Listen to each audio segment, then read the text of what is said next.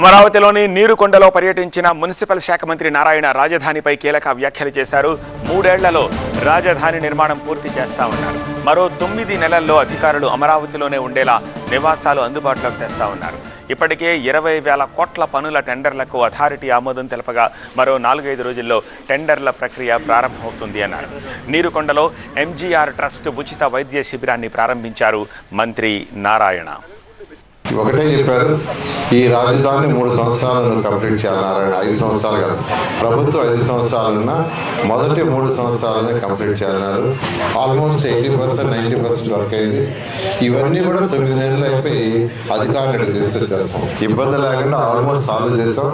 టెండర్లు కూడా ఇక 4-5 రోజులు వచ్చేస్తాయి. ఆల్రెడీ 22,000 కోట్లకు అథారిటీ అప్రూవ్ చేసింది. మరొక 26,000 కోట్లకు ఈరోజు టెండర్స్ అథారిటీ పెడుతున్నాం. అవి కూడా అప్రూవ్ అయిపోతే 4-5 రోజుల్లో టెండర్లు పిలుస్తారు.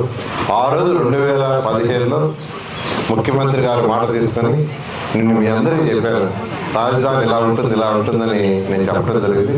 అది 100కి 100 రూపాయలు తూచా తప్పకుండా ఈ 3 సంవత్సరాలు చేస్తానని మీ అందరికీ తెలియజేస్తూ